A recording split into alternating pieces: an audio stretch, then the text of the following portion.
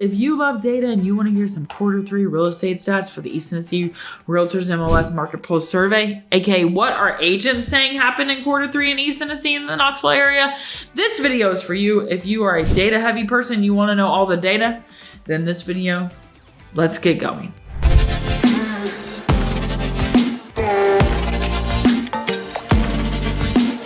Hey, what's up? It's me, Haley Jones. I am your local Knoxville and East Tennessee real estate agent, and I have some great news to share with you.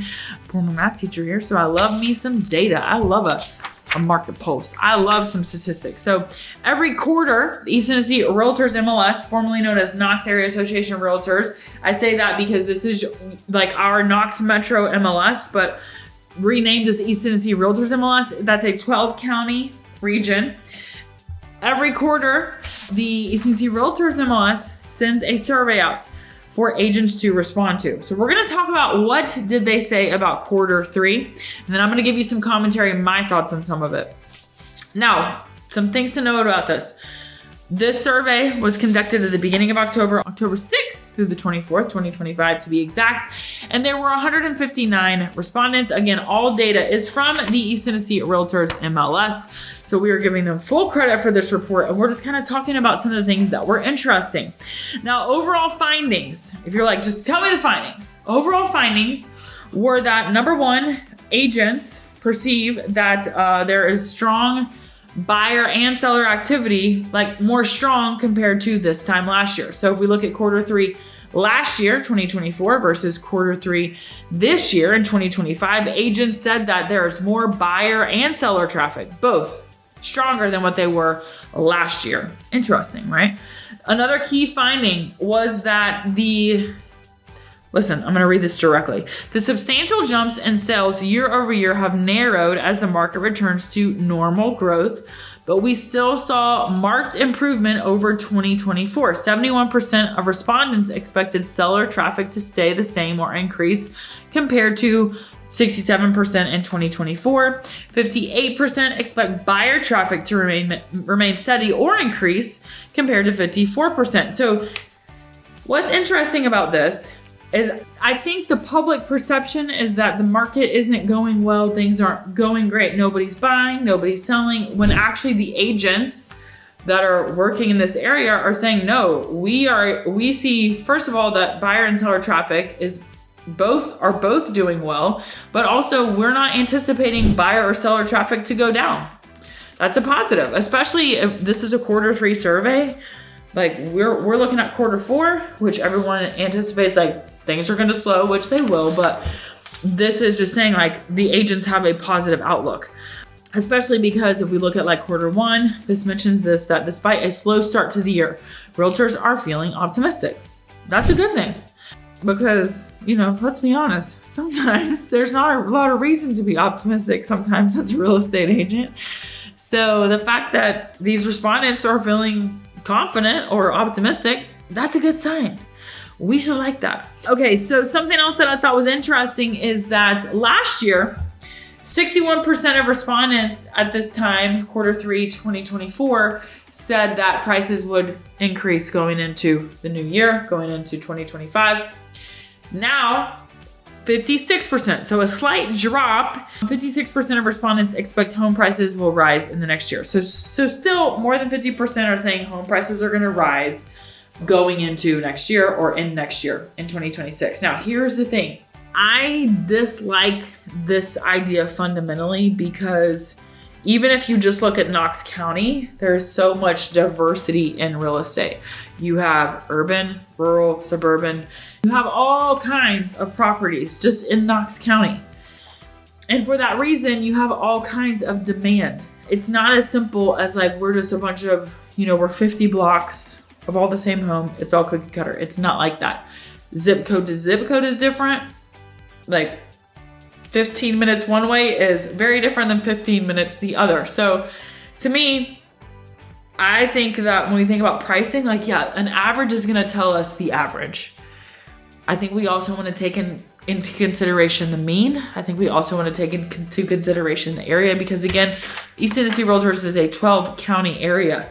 So just because maybe the average for East Tennessee Realtors MLS of 12 counties is up, It could be down in some places, vice versa. So, the pricing thing, I personally don't think prices are going to go down like across the board, but I do think we might see some like leveling. Another interesting finding about the survey is that same county moves have begun to outpace people moving from other counties or states. 52% of respondents reported same county moves, whereas last year only 33% were saying same county. So where are other people coming from? Obviously out of state, out of other counties. I was thinking, like, in my experience, is this the same? No, because a lot of my buyers find me here on YouTube.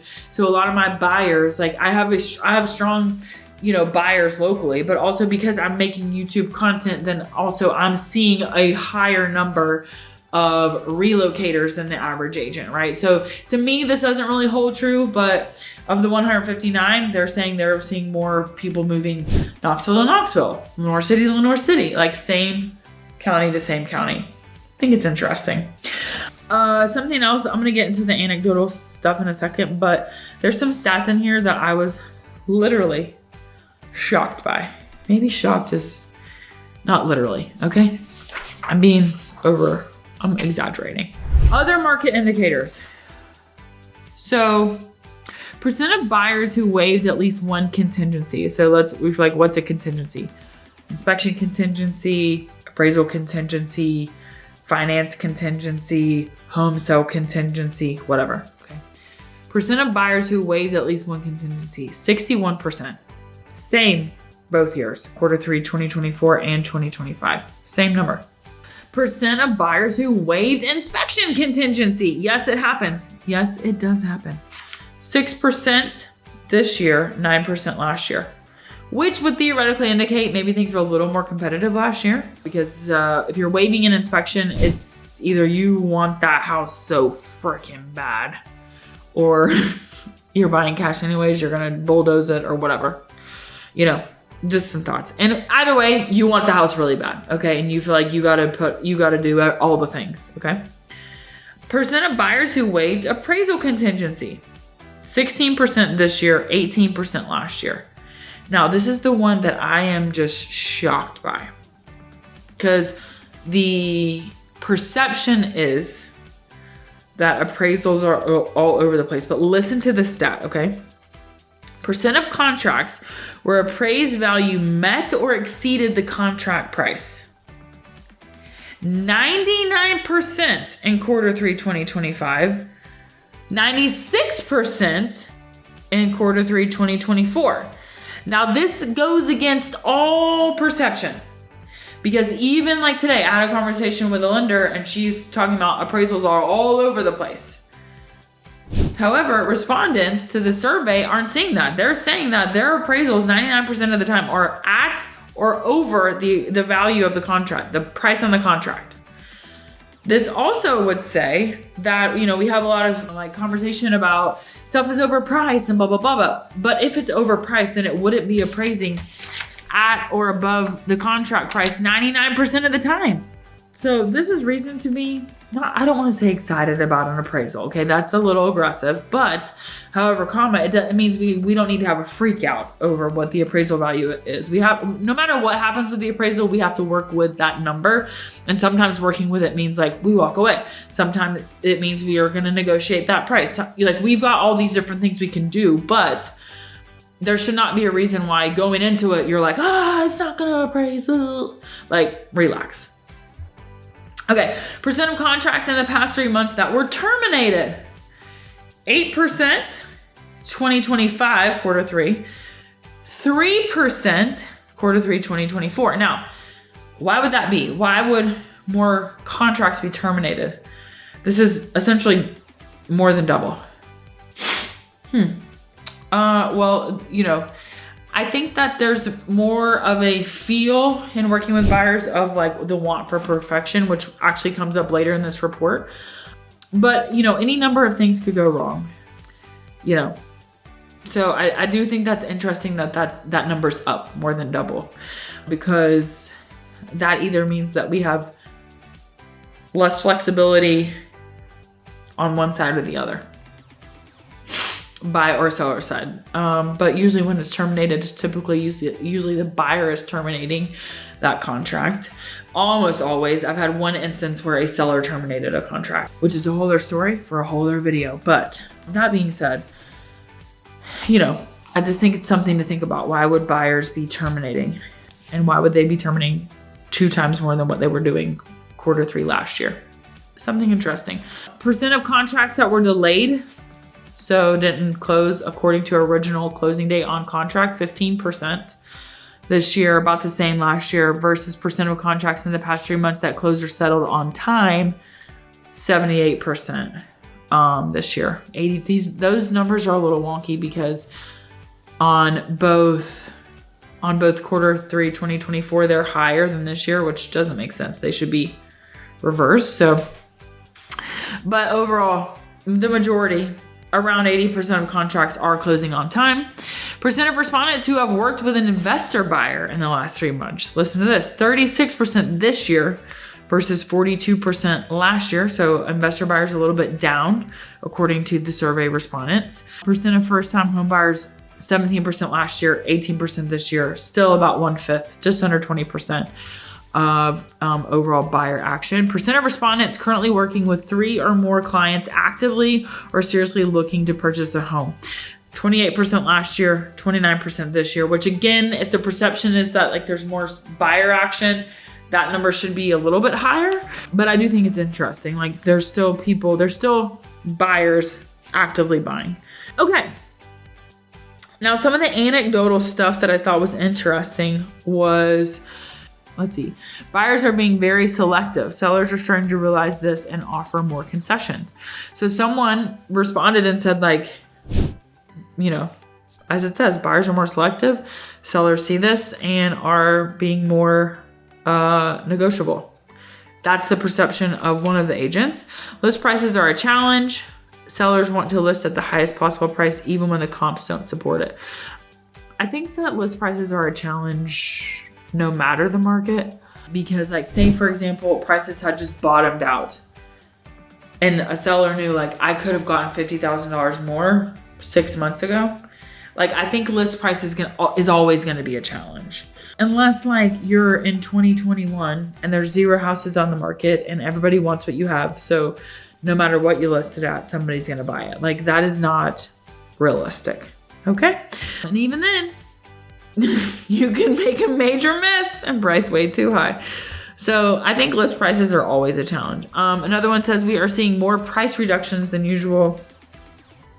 Yeah, I mean, if we even looked at last year, November, December, now at the end of, I'm making this on October 30th. So we're now into Q4. So I'm in a Q4 mode in my own mind. I do think we are seeing more price reductions, but also that goes back to the pricing situation. We also see we have more inventory than what we've had the past 4 years. So, that kind of all goes together, if that makes sense. Most of my business this year has been cash transactions, different than the prior years. We don't know how much business that is, but I do find that interesting. I have had some cash transactions, but I can't say that most of my business has not been cash, by far. Probably, it's different. It depends on what it is, if it's a house versus land. So, but I would not say by any stretch of the imagination, most of my business is cash. Disagree with that. Homes are taking longer to sell, but many cash buyers are just waiting on the right listing. Okay, I don't think, so that's saying homes are taking longer to sell. If you look at the numbers this year to last year, they're taking longer. Again, you can look county to county, you can look zip code to zip code. They're taking longer, full stop, period. Agree. I agree with that. But many cash buyers are just waiting on the right listing. No, I don't think it's cash buyers. I think it's every buyer. I think every buyer is waiting on the right listing. And I also think that can be a listing currently active. I had a listing in Sequoia Hills. We had 19 showings within the first 48 hours of being on market. Some people didn't like the floor. If you want to know the story, go watch 3800 Glenfield when I talk about selling 3800 Glenfield. House in Sequoia Hills, great location. Tons and tons of showings in the first weekend. Tons. People didn't like the floors. Seller was like, I want this sold now. She had a tight timeline. She only wanted it to be seen with furniture in it. She needed the furniture out in like 2 weeks. She was like, we got to get this sold. We dropped it significantly. Within an hour of that price drop, a buyer that came that first weekend put an offer in at the price we dropped it at. Quick close, be done, let's go. So like that buyer, that was the right house for that buyer. But they wanted it at this price. So just because like maybe price is off or whatever, I don't think it has to do with cash. I don't think it has to do anything. I think it's the buyer's like, I want this listing, but I want it at a certain price. I do think that some buyers are less likely to put offers in than previously. Like if a buyer doesn't like the list price, my experience is that there's less eagerness to put an offer in. Like below asking. You can always put an offer in. An offer starts a conversation. So anyways, that being said, these are the major findings from the Q3 2025 market pulse survey. And I typically just do my own kind of, here's all the stats, but I wanted to kind of give you what are agents seeing within the market, just because agents are in the market, right? So, and it's also interesting to compare what they are thinking. I do think it's interesting that there's this feel of a slow of people moving in and out, just because a number of my clients are moving to or from Tennessee. I do find it interesting about the appraisals. That is super interesting. 99% saying that the appraised value met or exceeded the contract price. That's insane. And it's also great, but it also goes against the idea that things are being overpriced, because, you know, if things are being overpriced, they wouldn't be appraising. Now, obviously, we know we have different sale to list price ratios based on area, based on price bracket, etc. So like that plays a part into it too, but it's interesting. We're talking about pricing can be a challenge because sellers don't want to list too high, but we're still finding things appraising more so than they did this time last year. So, and then the other positive takeaway is that agents perceive that they have good and solid buyer and seller traffic compared to this time last year or Q3 last year. So that's a super positive thing. So anyways, that being said, I'm Haley Jones. I hope this has been helpful. And if you've made it this far, comment with a